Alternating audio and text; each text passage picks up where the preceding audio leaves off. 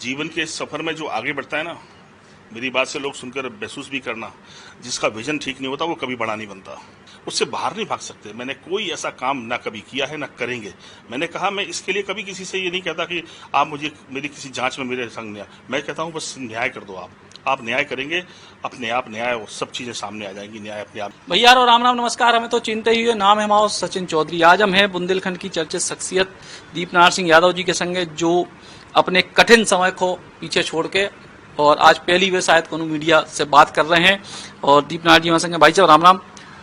राम राम सचिन जी, आपका बहुत बहुत धन्यवाद कि आप अपना व्यस्त समय निकालकर हम लोगों के बीच में आए।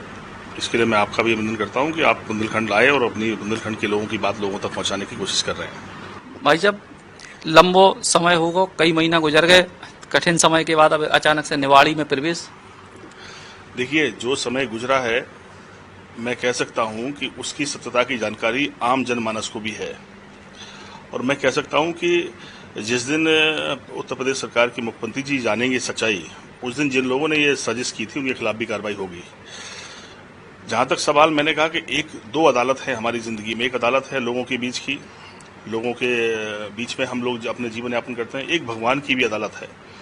वो हमारे जो हम कर रहे हैं, सोच रहे हैं, उसको भी सब कुछ, उससे नहीं छुप सकता कुछ। मैं कह सकता हूं सबसे बड़ी अदालत ने मुझे न्याय दिया। और जिन लोगों ने ये भ्रम फैलाकर जो कहानी गढ़ी थी, जितनी झूठी घटनाएं सुनाई गई हैं, वो मेरे राजनीतिक जीवन को भी जानते थे। मैं छोटी सी, मैं सही है कि मेरे पीछे बैकग्राउंड में कोई राजनीति नहीं थी। मेरे ताऊ, मेरे दादा, मेरे पिताजी प्रधान रहे, मेरी माँ भी प्रधान रही। लेकिन और बड़ी राजनीति में तो मैं बचपन से अचानक आया। पढ़ते पढ़ते इंटर कॉलेज में बीआईसी में अध्यक्ष बनने का मौका मिल गया। 18 साल की उम्र में मैं बिपिन बिहारी इंटर कॉलेज का अध्यक्ष बना। उस समय मेरी सोच बड़ी थी, भगवान की कृपा शामिल थी। मैंने इंदिरा गांधी जी की मूर्ति लाके बीआईसी स्कूल में लगाई। और उस समय उस मूर्ति का उद्घाटन करने के लिए शीला दीक्षित जी, जो प्रदेश की जाके दिल्ली की मुख्यमंत्री बनी, उस समय कन्नौज से सांसद थी, पहली बार राजीव गांधी कैबिनेट मिनिस्टर थी, वो उसका उद्घाटन करने आई। तो मैं कह सकता हूं कि भगवान ने एक मुझे राजनीति ले जाने का रास्ता बनाया। फिर मैं डिग्री कॉलेज में आया। डिग्री कॉलेज में भी मुझे सबसे कम छोटी उम्र का मैं अध्यक्ष बनने का एक सौभाग्य मेरे जीवन में जुड़ गया। उसके बाद मैं आदरणीय नेताजी मुलायम सिंह जी को छात्र संघ शपथ ग्रहण में लेकर हम आए और मेरे समाजवादी आंदोलन में एक नई भूमिका तय हो गई। मैं उस पार्टी दल के साथ, आंदोलन के साथ शामिल हो गया। मैं 1993 में डिस्ट्रिक्ट कोऑपरेटिव बैंक का चेयरमैन बन गया। छोटी सी उम्र में मुझे एक बड़ी जिम्मेदारी मिल गई। मैं लगातार 9 साल डिस्ट्रिक्ट कोऑपरेटिव बैंक का चेयरमैन रहा। पार्टी में भी मुझे बहुत आगे बढ़ाने की कोशिश की, लोगों की आशीर्वाद दुआएं साथ चली। मैं पार्टी के विभिन्न संगठनों में प्रदेश का अध्यक्ष भी रहा हूं। मैं राष्ट्रीय अध्यक्ष भी लोहियावानी में रहा हूं। मैं मध्य प्रदेश का अध्यक्ष रहने का सौभाग्य मिला। मैं पार्टी के जिला अध्यक्ष भी रहा हूं। मैं लगातार 30-35 वर्षों से मेरे जीवन का जो सफर है वो लोगों के बीच में गुजरा है। मेरी जिंदगी का एक एक पल लोग साक्षी हैं। मैंने कौन सा ऐसा अपराध कर दिया, क्या लोगों से कुछ छुपा है क्या? इस बीच में कोई भी चीज ऐसी बनी हो बताएं। मैं लगातार, मेरे पास 1993 से सरकारी सुरक्षा है और जिस दिन मेरे खिलाफ घटना रची गई उस दिन भी बीच बीच में वायु श्रेणी सुरक्षा भी मिली। मेरे तमाम मित्र, सहयोगी, साथी और राजनीति के करने वाले मेरे सभी भाई, विभिन्न दलों में काम करने वाले लोग भी जानते हैं। तो मैं कह सकता हूं कि षड्यंत्र तो किसी के खिलाफ भी रचा जा सकता है, लेकिन सच्चाई हमेशा जीतती आई और सच्चाई हमेशा जीतेगी। इसलिए मैं उनकी दुआओं से बाहर आया हूँ। लेकिन आर्थिक तौर पे भी बहुत सारी चीजें हुई जी। मकान में हम लोग जाते हुए इतने तो आज पहली बार आए, मकान भी आपको और सारी प्रॉपर्टीज, तो आर्थिक भी कई सारे नुकसान हुए। देखिए, मैंने कहा कि जीवन के सफर में जो आगे बढ़ता है ना, मेरी बात से लोग सुनकर महसूस भी करना, जिसका विजन ठीक नहीं होता वो कभी बड़ा नहीं बनता। एक सीमा है बड़े बनने की। जब आप अच्छा सोचते हैं तो भगवान अच्छे रास्ते बनाता है, आपके अच्छे सहयोगी बनते हैं। और जीवन की सफलता व्यक्ति पर निर्भर नहीं करती, बल्कि एक आम सब लोग सहयोग से बनने के कारण, चाहे वो व्यापार हो, चाहे वो राजनीति हो। मुझे एक सहयोग मिला, समय समय पर मुझे अच्छे साथी राजनीति में मिले, संदर्शक अच्छे मिल गए। ऐसे ही व्यापार में भी मुझे अच्छे साथी सहयोगियों को सहयोग जोड़ा, हम लोग व्यापार में आगे बढ़े। लेकिन हर चीज पारदर्शी। आज से मैं 30 साल पहले से, मैं 1992-93 से रिटर्न दाखिल कर रहा हूँ। और जो लोग व्यापार से जुड़े हैं, एक बार आप रिटर्न दाखिल कर देते हैं इनकम टैक्स में, तो आपकी जिंदगी बन जाती है सब नियम कानूनों से। उससे बाहर नहीं भाग सकते। मैंने कोई ऐसा काम ना कभी किया है ना करेंगे। मैंने कहा मैं इसके लिए कभी किसी से ये नहीं कहता कि आप मुझे मेरी किसी जांच में मेरे संग न्याय, मैं कहता हूं बस न्याय कर दो। आप न्याय करेंगे, अपने आप न्याय और सब चीजें सामने आ जाएंगी। न्याय अपने आप मिल जाएगा। जहां तक सवाल नुकसान का है, तो मैंने कहा कि नुकसान तो ऊपर वाले की दया और दृष्टि पर निर्भर है। आपको लगता कि हमारा जो मकान छीनकर उन्हें खुशी मिल गई होगी। मैंने कहा जो, अगर कहते नहीं कि जो किसके लिए गड्ढा खोदता है वो उसके लिए कभी न कभी गड्ढा बन जाता है। मेरा अपना यही मानना है। मेरा दृष्टिकोण अच्छा है, मेरा सोच तरीका अच्छा है। और मैं फिर दोहरा रहा हूं, मैं जिस दिन मुख्यमंत्री जी से मुलाकात करूंगा और अपनी व्यथा, अपनी बात सुना दूंगा, उस दिन सब चीज़ें एक मिनट सब ठीक हो जाने वाली हैं और इन सारी लोगों की कलई खुल जाने वाली है जो लोगों ने ये सब कहानी गढ़ के सुनाई गई है। लेकिन अब राजनीतिक तौर पे भी अब आप मध्य प्रदेश में सक्रियता है, भाभी आप विधायक रही हैं निवाड़ी में, ये बार फिर से आपने मतलब बाहर आते ही एकदम तत्काल में निवाड़ी में तैयारी शुरू? देखिए, राजनीति में हम लोगों की कोशिश है कि हमारी कोशिश किसी की बेहतरी की वजह बन जाए। हम समाजवादी लोगों की वो जो आंदोलन की लड़ाई है वो आज से नहीं है, वर्षों पुरानी है। आज़ादी के समय, आज़ादी के बाद वो लड़ाई कांग्रेस के खिलाफ भी रही और वो लड़ाई अनून सत्ताओं के खिलाफ भी रही है, जिन सत्ताओं के फैसले गांव गरीब के खिलाफ हैं। मेरी आज भी कोशिश है कि मैं देख रहा हूं कि मध्य प्रदेश में चुनाव है, वहां की जनता ने लगभग 30 साल से मेरा साथ निभा रहे हैं। मैं 98 में पहली बार चुनाव लड़ा था, 98 में पहली बार, 26 साल मेरी उम्र थी, मैं पहली बार एमएलए का चुनाव लड़ा। वहां कांग्रेस के प्रत्याशी की जमानत जब्त हो गई थी, बीजेपी तीसरे नंबर पर रही थी और हम और एक निर्दलीय प्रत्याशी भी चुनाव हो गया था। मैं कहता हूं वहां उसके बाद मेरे हरगोविंद कुशवाहा जी चुनाव लड़े, फिर मेरी पत्नी लड़ी, वो एमएलए रही, फिर हारी। लेकिन वहां की जनता अभी भी, हमने कहा सेकंड पोजीशन पे हम लोग रहे, 2-4 हजार वोट से हारते रहे, जीतते रहे चुनाव हम। तो मैं कह सकता हूं वहां की जनता समाजवादी पार्टी के, समाजवादी आंदोलन से साथ खड़ी है। मेरी जिम्मेदारी है, मैं भली मुसीबत में हूं, परेशानी में हूं, आज मेरी हालात कुछ बदले हुए हैं, परेशानियों के कारण घेरे हुए हैं लोग, लेकिन फिर भी मेरी जिम्मेदारी, जब तक मेरी सांस है तब तक मैं उनके कर्ज चुकाने की कोशिश करता हूं। मैं तो राजनीति में जिन लोगों ने इतने लंबा सफर हमारे साथ तय किया, उनके साथ हम जिएंगे और उनके लिए कुछ बेहतर करने का जब भी मौका मिलेगा उस मौके को कोशिश करेंगे कि वो मौका मिले और जिससे वहां के लोगों की खुशहाली के लिए कुछ नया काम कर सकूं मैं। आपकी दोबारा से तैयारी शुरू हो गई को लेके? कांग्रेस के कछु समीकरण गड़बड़ा गए, बे कछु प्रत्याशी ऐसे ढूंढ रहे थे कि उनको एक आधार बन पाए निवाड़ी में, तो अब कांग्रेस के समीकरण गड़बड़ा गए, तो सपा या कांग्रेस ने भी आपसे कछु संपर्क करेगा? देखिए, हम समाजवादी पार्टी से जुड़े लोग हैं, समाजवादी आंदोलन में काम कर रहे हैं। डॉक्टर लोहिया जी के सामने भी नेहरू जी ने प्रस्ताव रखा था कि आप जो है सामने न लड़ो हमारे, और बगल की सीट से हम आपको एमपी बनाएंगे, आपको जरूरत है पार्लियामेंट में, पर डॉक्टर लोहिया माने नहीं थे।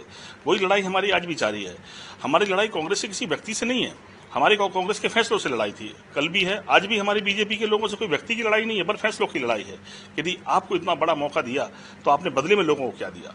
तो मैं कह सकता हूं कि आज भी मेरा फिर वही कथन है कि मध्य प्रदेश के भोले वाले लोगों, किसी दल को बनाने की लड़ाई मत लड़ो। आप अपनी जिंदगी बदलने की लड़ाई कब लड़ोगे? आप किसी को बनाकर आप कोई जीत जाए और आप हार जाओ, उससे कोई फायदा होने वाला नहीं है।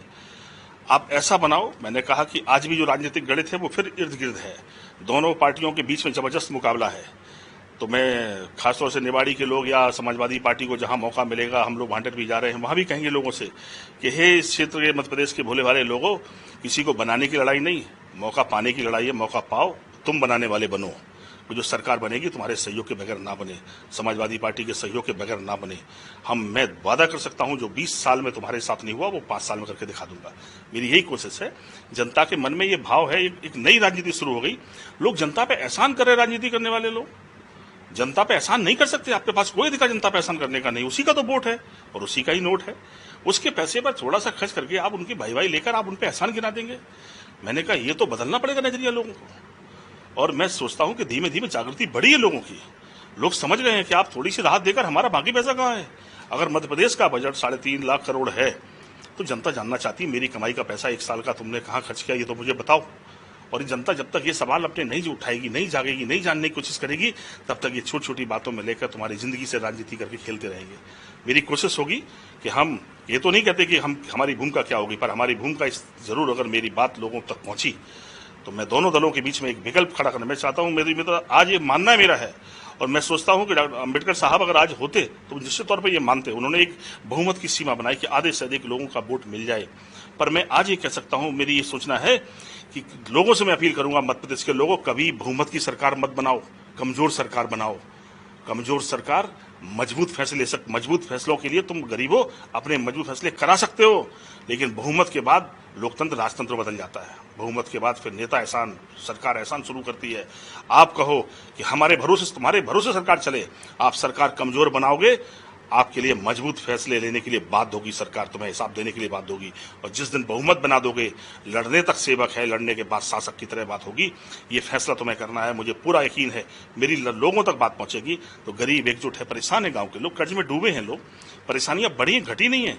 भाषण बातें अच्छी मिली हैं लोगों को, सरकारों ने बड़ी बड़ी बातें करी हैं, पर वादे अगर जमीन पर देखोगे आप तो गरीबी बढ़ी है, कर्जा बढ़ा है, परेशानी बढ़ी है, बच्चों की पढ़ाई का इंतजाम नहीं है, बेटियों की शादी का इंतजाम नहीं है, रोजगार कोई इंतजाम नहीं है। जब कोई इंतजाम नहीं है तो ऐसी सरकार बनाने से फायदा क्या होने जा रहा है? मेरी लड़ाई ना बीजेपी से ना कांग्रेस से है, पर एक ऐसी सरकार बनाने की हैसियत है। मैंने कहा कि तीसरा विकल्प भी जिंदा रखो, जिससे तुम कभी कभी सरकार बेईमान हो जाए तो गिराने की स्थिति बना लो, उसे रोकने की स्थिति बना लो, वरना 5 साल में तो बहुत सारा नुकसान हो जाता है आपके जीवन में। और मेरी कोशिश होगी, हमारी समाजवादियों की कोशिश होगी कि हम तीसरा विकल्प बने और सरकारों को मजबूर करें कि नहीं, लोगों के हितों में फैसले लोगे तो सरकार चलेगी, तभी सरकार बनेगी, तो नहीं बनेगी। लेकिन निवाड़ी में एक आखिरी सवाल के जब आप चुनाव लड़त, भाभी चुनाव लड़ती, एक बार तो जीत गए, उसके बाद से जब चुनाव लड़ तो एक कई जात के बाहर के लोग आ गए, गुंडई बढ़ जाए, जो बढ़ जाए, तो ये एक बड़ा मुद्दा बनावे की कोशिश हो, तो इको लाभ भी भाजपा को मिल जाए। देखिए, निवाड़ी नहीं, इस देश की राजनीति को अगर आप इस रूप में देखेंगे तो फिर आप ये कहेंगे कि मोदी जी आके यूपी में लड़ रहे तो बाहर के हैं क्या, वो क्या गुजरात बना देंगे, क्या बना देंगे, क्या कर देंगे, ये सब बातें। उमा भारती जी बहन हमारी लड़ने यूपी आई। ये देश हमारा है, हम लोग सीमाओं से, आप हमें सीमा रेखांकित कर सकते हैं, पर हमारे रिश्ते नाते संबंध सब एक दूसरे से जुड़े हुए हैं। राजनीति में हम इसको अलग नहीं देख सकते। हमारा जहां तक लोगों का सवाल हम लोगों के समर्थन का है, तो वहां के लोगों ने कभी नहीं हराया। आप देख लो, आप जो लड़ने वाले दल हैं उनकी स्थिति क्या है। पिछली बार क्या हुआ, पिछली बार कांग्रेस ने यादव को टिकट दे दिया हमारे खिलाफ लड़ाने के, 10, 11, 12,000 वोट पाए वो, और हमें 4,000, 5,000 वोट से हम चुनाव हार गए। तो हमने तो जीतने की कोशिश की, जनता ने, वहां के लोगों ने हमें जिताने की कोशिश की, उन्होंने हमें बाहर का नहीं अपने घर का मान के वोट दिए। हम 44-45,000 वोट पाए, हम कभी भी सेकंड पोजीशन उस पर नहीं आए, 2-4 हजार वोट से हम हारे हैं। और मैंने कहा कि अगर राजनीति करने वाले लोग उद्देश्य के साथ, अगर हराने के उद्देश्य से लड़ेंगे तभी हरा सकते हैं। हमको मिलकर दोनों दलों को मिलना पड़ेगा।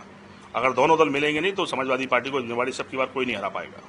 तो दीपनारायण यादव जी को कहते हैं कि अगर कांग्रेस और भाजपा दो ही जने मिलकर हरा पे तो ही जो है समाजवादी पार्टी को हरा सकते निवाड़ी में, नहीं तो समाजवादी पार्टी बेहतर प्रदर्शन करे। और जेल से लौटने के बाद पहली बार ये पूरी खास बातचीत बुंदेली बौछार पे आपने देखी। Ram Ram. Shri Krishna university Chhatarpur, the hi-tech university in central India. Bundelkhand के लिए गौरव की बात है कि अब छतरपुर में हम आपको देंगे विश्व स्तरीय एजुकेशन सिस्टम और वर्ल्ड क्लास इंफ्रास्ट्रक्चर।